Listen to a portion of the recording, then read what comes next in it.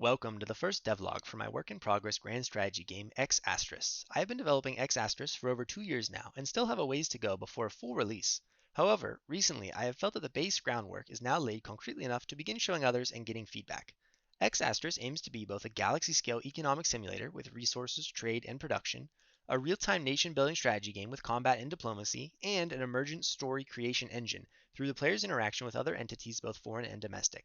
The game will be released on PC and supports both single and multiplayer. Since this is the first devlog, I'm going to have to cover quite a lot of ground to fully overview what I have built so far, so let's get started.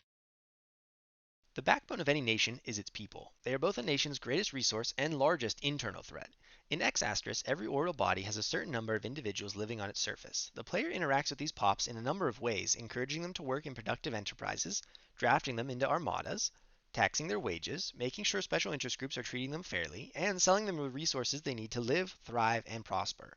Pops are under the protection of nations, but they are not mindless robots to be told around. They make their own decisions and want to work for the best wages possible and attain the resources they desire. If their needs are not being met, they will pack their bags and leave either a planet or a whole nation for greener pastures. By making your own planets fantastic places to live with low taxes, high living standards, and plenty of available jobs, you can stand as a beacon of opportunity, attracting pops to your burgeoning nation. From the very base sustenance that enables life itself, like food and water, to the most richly carved luxurious marble, resources represent the commodities that fuel the war engines, bustling economies, and masses of population in the galaxy. Resources prices dynamically adjust to both supply and demand constraints as the masses buy and sell, produce and consume in droves across the teeming galaxy. Buildings are the main driver of resource collection and transformation, tearing into planets for natural resources, grinding away to refine raw materials into manufactured goods, and bolting together intrepid fleets that will explore and colonize the galaxy. Finding workers to fire these engines of creation requires competing for salary benefits with both other nations and other factory owners on the same planet. This tends to produce dynamic boom and bust cycles where wages rise as labor dries up and owners are desperate for workers, and then as buildings are forced to close into bankruptcy due to high labor costs, provides a new wave of unemployed workers to lower pricing, once again returning factories to profitability. The player has full agency over their own nationalized sectors, carefully selecting where to shore up the supply chain or tactically extend national production in a valuable resource for massive profit. Nations are not the only centralized powers in the galaxy. Special interest groups with their own motives and goals weave through the planets, building, producing, trading, and all trying to further their own influence among the stars. SIGs act as independent entities controlled by the AI, which helps reduce micromanagement on the player's part because the economy, trade, and wages become living, dynamic systems with or without players' direct involvement.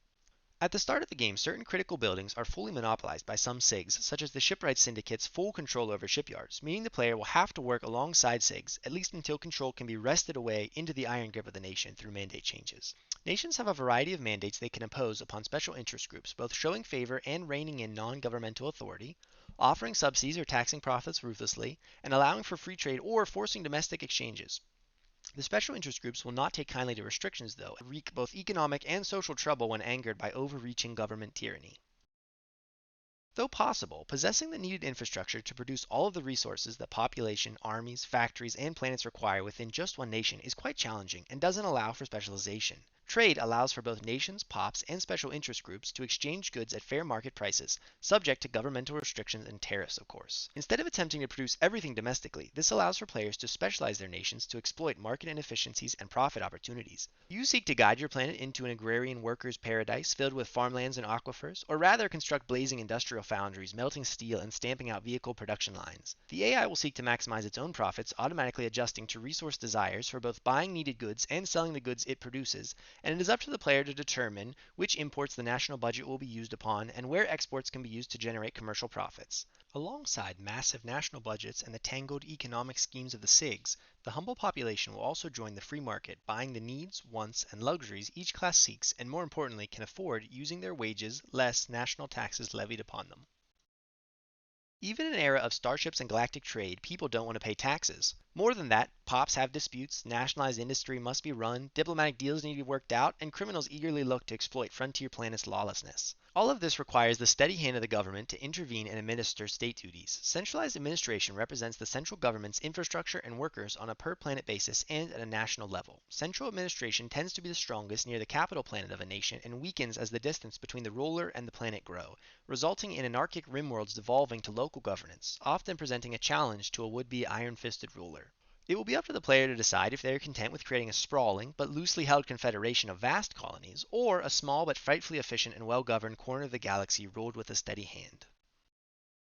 Fleets represent both the sword and shield of galaxy-faring nations. Each fleet is composed of ships within which living citizens serve their nation. Logistics plays a key role in any nation's wartime strategy, as every ship unit has resource needs for both maintenance and fuel as it travels the galaxy. Massive flotillas will require construction capacity on planets, tie up large amounts of manpower in space, weigh on the national budget due to military wages, and require a steady stream of expensive specialized equipment, arms, and fuel. All of these costs are well worth it, however, if a nation finds itself pulled into a defensive war or is aggressively seeking territorial expansion against other nations. Battles represent not only the destruction of resources and money from ships lost, but also the nation's finest dying in the cold vacuum of space, never to work in a factory or buy goods again. Warfare is a measure to be taken very seriously, with consideration given to the destruction it will cause and the lasting scars it will leave upon your nation, win or lose. Orbital bodies come in a variety of shapes and environments and possess unique traits sculpting what they are ideal for as new colonies, from burgeoning lush continental planets with acres of arable land to mineral-rich volcanic wastelands. The galaxy offers numerous opportunities for exploitation and discovery. Some planets cannot produce common resources, others can produce exclusive rare resources, and others produce resources either better or worse than the average. Traits can also lead to unique characteristics that make a planet better or worse, more generally, such as gorgeous scenery making pops happy enough to endure higher taxes and attracting immigrants, or cloying noxious fumes lowering the birth rate planet-wide.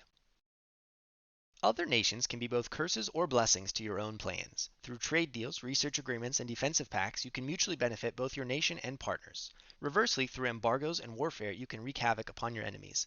Diplomacy's bedrock is the relations between two nations affected by racial characteristics you agree on or strongly disagree on. For instance, peaceful merchants obsessed with technology will despise bellicose, ascetic religious zealots, and vice versa.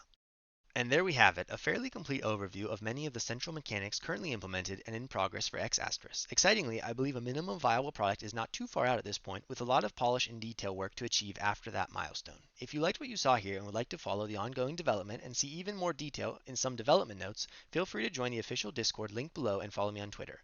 I'll be posting more devlogs as progress continues on this channel, so liking and subscribing would be appreciated. If you have any feedback, good or bad, please comment below or engage with me in Discord. Thanks so much for watching.